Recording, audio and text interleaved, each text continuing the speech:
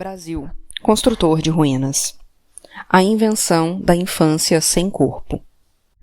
Quando publiquei a entrevista com Wagner Schwartz, a primeira que ele deu depois de ser atacado como pedófilo, acompanhei bem de perto os comentários de leitores. Um grande número de intervenções admitia que ele não era um pedófilo, mas afirmava ser inaceitável que um homem nu fosse tocado por uma criança, mesmo acompanhada da mãe, mesmo em público e mesmo no contexto artístico. O uso político e possivelmente planejado do episódio pelas milícias de ódio da internet já é bem conhecido. Mas por que milhões de pessoas aderiram ao linchamento digital de Wagner, mais de uma centena ameaçando-o de morte? O que perturbou tanto essas pessoas, homens e mulheres, que encontramos o tempo todo no elevador ou no supermercado e que tudo indica não serem particularmente más? Tornou-se claro que aquilo que os perturbava era o corpo nu de um homem e o toque de uma criança. Não há justificativa para a violência. Os ataques são inaceitáveis e deixaram sequelas. Mas é importante compreender o que é tão insuportável para essas pessoas, as que não são robôs nem membros das milícias de ódio, a ponto de se transformarem em linchadoras, porque são elas que seguem atuando no Brasil atual. Entre as várias reações à publicação da entrevista, uma chamou a atenção. Era só ter colocado uma bermuda? O que se resolveria ali, não no palco, mas na cabeça da pessoa que fez esse comentário, assim como na de tantas outras, com uma bermuda? Sim, a bermuda esconderia que o homem tem pinto, ou esconderia o pinto do homem. E, para essas pessoas, um corpo de homem nu, portanto com um pinto, seria ameaçador para uma criança, mesmo que não existisse nada de ameaçador naquele contexto. Mas o que, de fato, no corpo nu de um homem, no mesmo espaço de uma criança, está ameaçando?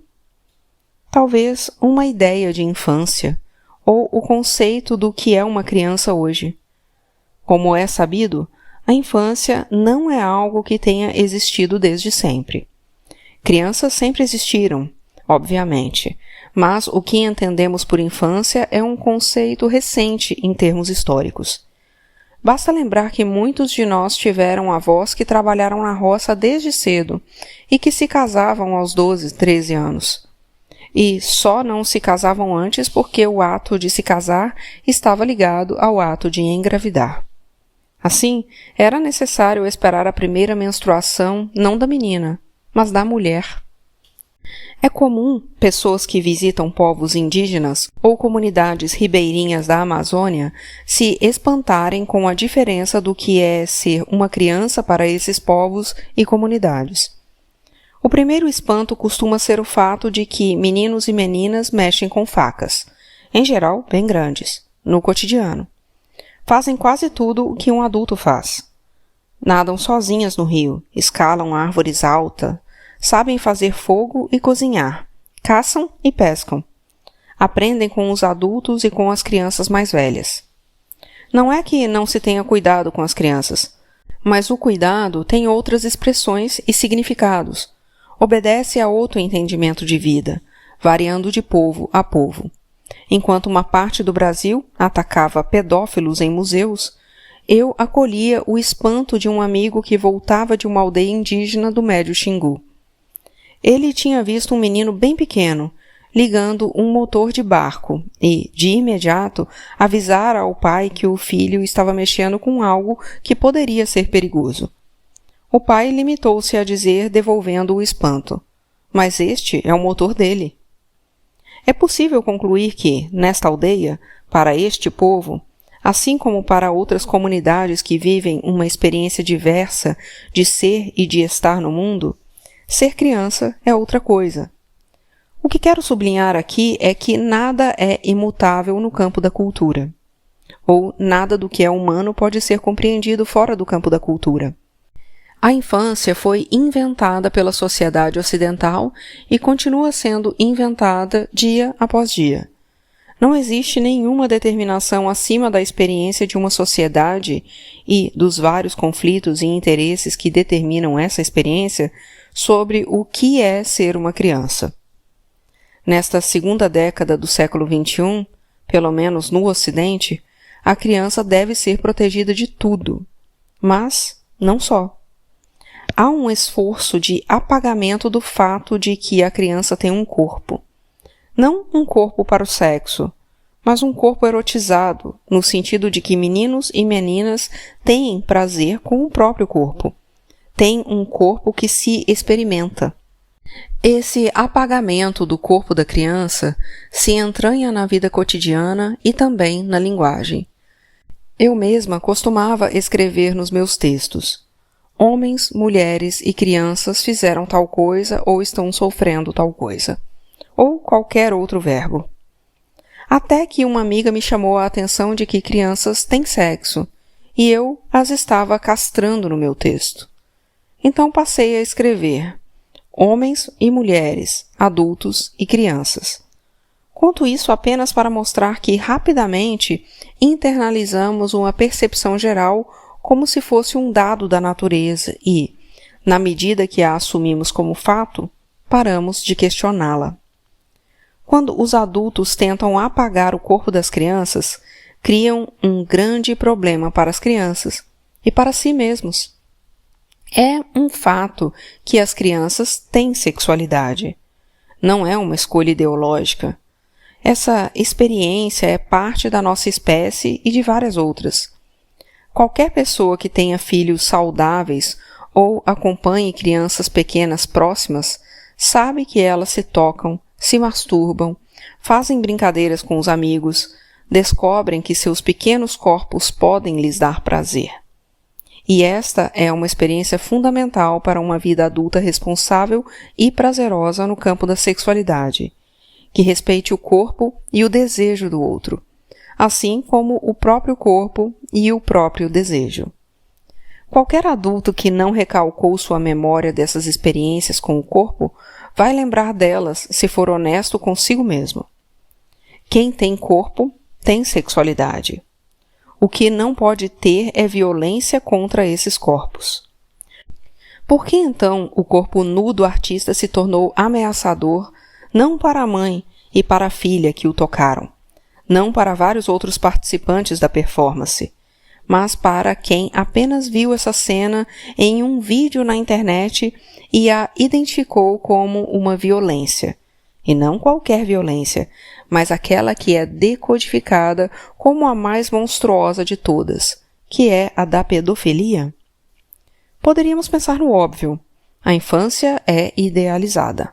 Os adultos de hoje parecem precisar manter a criança como um ideal de pureza, protegida dos males do mundo. Essa é uma construção que faz sentido, embora o tempo todo as crianças estejam lidando com filmes, séries e jogos com muita violência. E aqui não estou fazendo juízo de valor se isso é bom ou não. Apenas pontuando que parece que não ser de tudo que os adultos entendem que a criança deve ser protegida. Elas podem ir para a escola em carros blindados, do muro do condomínio para o muro da escola, na atual vida entre muros.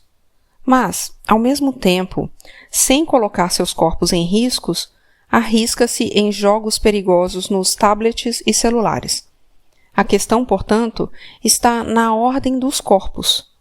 Aqui, vale apontar algo importante. Nem todas as crianças devem ser protegidas, apenas as crianças que são nossas. As crianças dos outros podem, por exemplo, ficar no sinal pedindo esmola ou fazendo malabarismos com bolas sem que isso cause suficiente incômodo.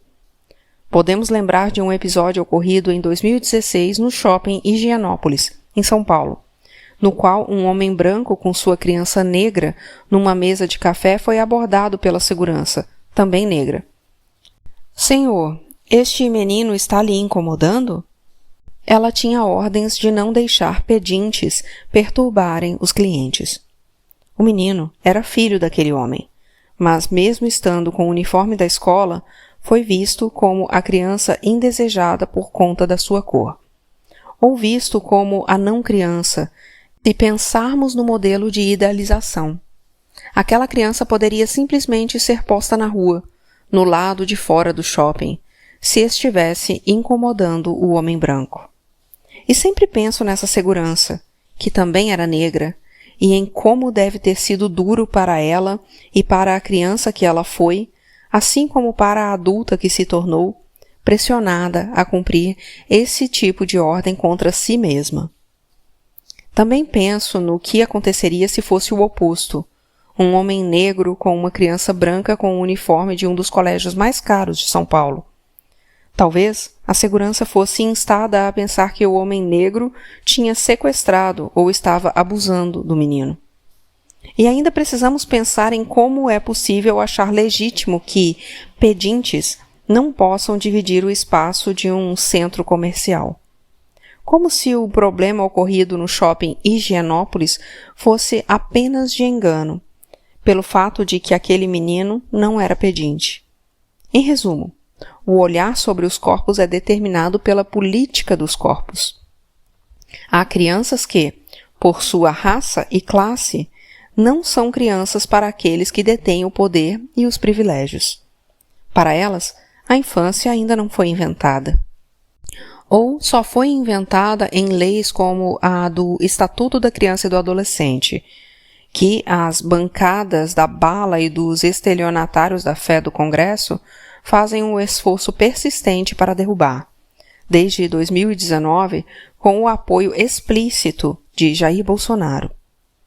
Há crianças, como os massacres do Rio de Janeiro são pródigos em demonstrar, que podem ter a cabeça explodida por uma bala perdida da polícia. Podemos concluir que, no senso comum, a infância não foi inventada para todas as crianças. É evidente que a menina que, junto com sua mãe, participou da performance no museu, sabia que aquele corpo era de um homem nu. Se não soubesse, aí sim seria preciso se preocupar com a criança, porque ela estaria deixando de reconhecer a realidade do corpo do outro. Ao brincar com o corpo do artista, ali convertido num dos bichos da obra consagrada de Lygia Clark, a criança não temeu ser atacada por ele. Não só ela estava em segurança, como um corpo de um homem nu não era sinônimo de violência ou de ameaça de estupro para ela. E não porque a menina era tão pura que não percebeu a nudez do homem, ou porque era tão pura que não tem vagina, mas porque ela não faz a sinapse maluca de que o corpo nu é sinônimo de violência. Sem contar que estava em público e acompanhada de sua mãe. Se para aquela menina o corpo nu de um homem fosse, de imediato, um alerta de que ela seria estuprada, então seria preciso se preocupar, e muito, com sua saúde mental. Conheço crianças que teriam um sobressalto com o corpo nu de um homem. E conheço crianças que teriam um sobressalto também com o corpo nu de uma mulher, ou que ficariam paralisadas. São crianças que foram abusadas e violentadas por adultos.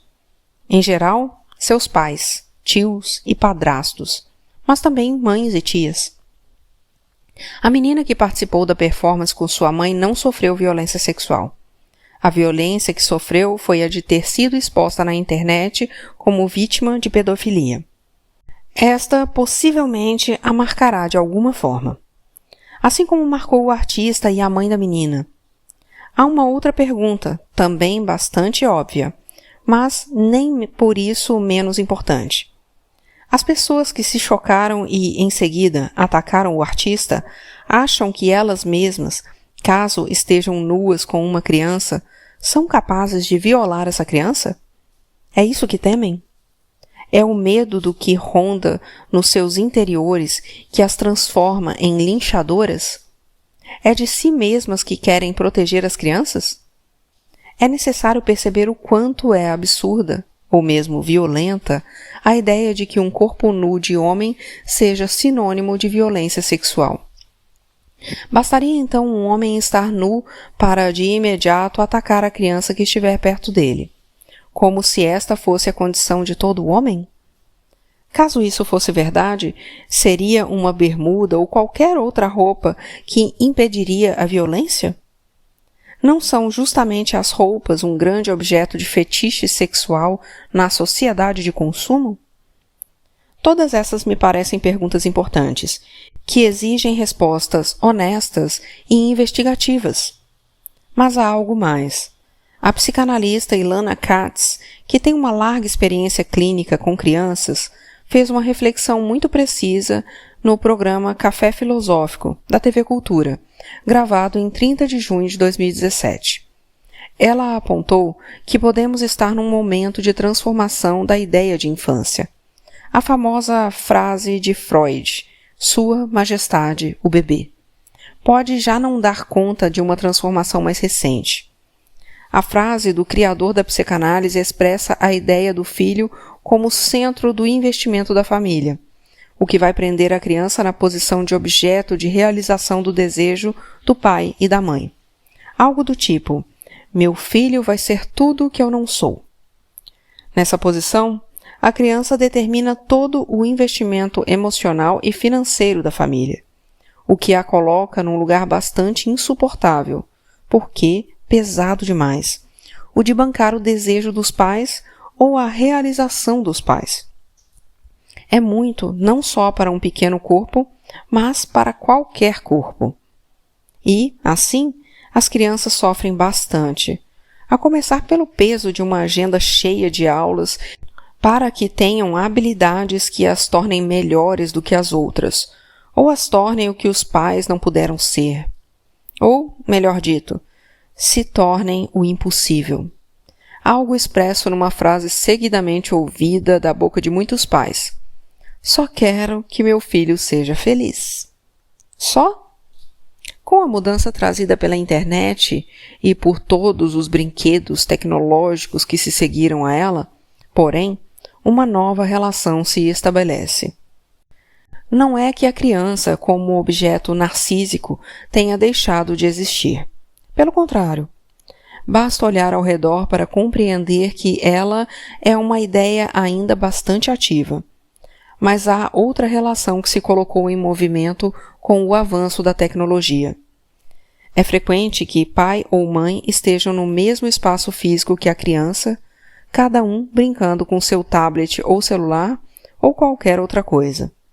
Ali, só que falando com outras pessoas. Transmitimos algo a nossas crianças quando estamos de corpo presente e cabeça ausente ao seu lado. Estamos ali, mas gozamos em outro lugar, diz Ilana. Neste lugar, o das conversas digitais, estão também pessoas que valorizamos. Mas nem nós estamos lá com nossos corpos, nem elas estão lá com seus corpos. A ideia de que estejamos ali, do lado de nossas criancinhas, de corpo presente e gozando em outro lugar, vai tecendo uma maneira de estar com o outro para cada um de nós e para a criança também, assinala a psicanalista. O que a gente transmite sobre estar com o outro para essa criança quando dizemos algo como vai vendo seu filminho enquanto estou aqui fazendo de conta que converso sobre ele com você e respondo a 8 e-mails que sobraram do meu dia de trabalho? O que, nesse contexto, será para ela estar com o outro? Qual é o lugar do corpo? A partir dessa observação, passei a me perguntar o que aconteceu no museu e fora do museu. Aquela mãe e aquela filha estavam lá com seus corpos. Elas compartilhavam uma experiência, a de participar de uma performance artística. Havia lá um outro corpo, o do artista, que também estava presente. É isso, afinal, uma performance. Algo que acontece com os corpos presentes. A pessoa que lançou o vídeo na internet me escreveu afirmando que compartilhou a imagem em suas redes porque tinha achado a cena bonita. Como imagem, porém, o que foi já não era. o recorte já não era experiência de corpo presente, uma experiência de compartilhamento do espaço. Era uma imagem de corpos, mas sem os corpos. O que as pessoas que atacaram o coreógrafo estariam denunciando? O que as horrorizou tanto? Talvez o fato de que ainda é possível estar com nossos corpos presentes e compartilhar uma experiência, sem que essa experiência seja uma violência. Ou talvez a descoberta de que, sim, há corpos. Parece ter sido preciso destruir o corpo que teve a ousadia de se dar ao outro como objeto lúdico. Era preciso destruir o artista e também culpar a mãe, por acreditar que é possível ter uma experiência de corpo presente. Assim como tornar vítima uma criança que não era vítima. Diante do espanto com a possibilidade dos corpos presentes sem violência, parece ter sido necessário converter o acontecimento em violência, fazendo a denúncia de uma violência que nunca houve, e então, sim, violentar corpos. Esta é uma parte. Há outras. Talvez a mais interessante seja a de que começamos a ter uma dificuldade de outra ordem com nossos corpos e, portanto, também com a sexualidade e com o erotismo, que nos leva ao contato com o outro. É claro que podemos contar a história da humanidade também como uma história da sexualidade, ou como uma história do controle exercido sobre os corpos das minorias. Há algo novo, porém, que é a possibilidade de estar com o corpo num lugar e a cabeça no outro. No mundo dos sem corpos, ou da ilusão de que é possível viver sem corpo, no mundo em que se goza cada vez mais sem a experiência do compartilhamento com os corpos, o corpo do outro talvez tenha se tornado uma ameaça. O corpo do outro nos ameaça com o toque, que não é o de aviso de mensagem do WhatsApp. E, assim, qualquer possibilidade de encontro entre corpos não é encontro, mas violência. E então, como aconteceu no episódio do museu, colocamos nossos corpos na rua, mas só para destruir os outros corpos. Os corpos como um contra, não um junto. Nessa deformação, há um esforço também para eliminar pênis e vaginas da representação dos corpos nos livros didáticos e também em qualquer representação da infância. Como se as possibilidades tecnológicas que permitem manipular e retocar as imagens servissem também para isso. No campo da educação, o projeto ideológico da escola sem partido deveria assumir o nome muito mais preciso de Escola Sem Pinto. Nessa mesma época, em diferentes colégios do Brasil, pais tentaram censurar livros didáticos com figuras humanas em que órgãos genitais estavam presentes, naqueles desenhos esquemáticos habituais dos livros de ciências. Também como representação, temos testemunhado a amputação e a mutilação dos corpos humanos. E logo as crianças terão, talvez, apenas fantasmagorias para dizer de si. Não é por acaso que tantas crianças e adolescentes se sentem sem contornos. A experiência de ter corpo como algo insuportável e insustentável. São duas categorias. Uma é dada pelas relações de prazer das crianças com seus corpos durante a infância. Outra, inteiramente distinta, é fazer da criança um objeto sexual para adultos. Parece que muitos confundem uma coisa com a outra, tomando o diferente como o mesmo. Deletar da concepção de infância o corpo das crianças parece ser uma nova modalidade de violência. Aqueles que violentaram a performance do museu sabem que as crianças têm corpo e que os corpos infantis sentem prazer também erótico, e isso é natural. Cabe aos adultos encontrar limites diante dessa realidade. O que deve nos preocupar é outro fato, o de que os adultos atuais se sentem tão frágeis, tão incapazes de colocar limites em si mesmos que precisam eliminar a dimensão erótica do corpo das crianças para que não se sintam compelidos a atacá-las. Neste sentido, a possibilidade tecnológica de viver uma vida sem corpos com nossos brinquedos digitais acirrou um nó que é bem mais enraizado. Exatamente porque a vida humana sem corpo é só uma fantasia, e uma fantasia bastante desesperada, como o acontecimento do museu demonstra. É também por isso, por causa do medo dos corpos, que o debate está interditado. Ensinar a ter medo do corpo do outro, ensinar que a experiência com o corpo do outro é sempre uma violência, ensinar a punir quem tenta romper o muro entre os corpos, são as lições que temos dado às crianças, e com a desculpa de protegê-las. Ao inventar uma infância sem corpo, ou com medo do corpo, os adultos deste momento histórico não criam futuros, mas tragédias.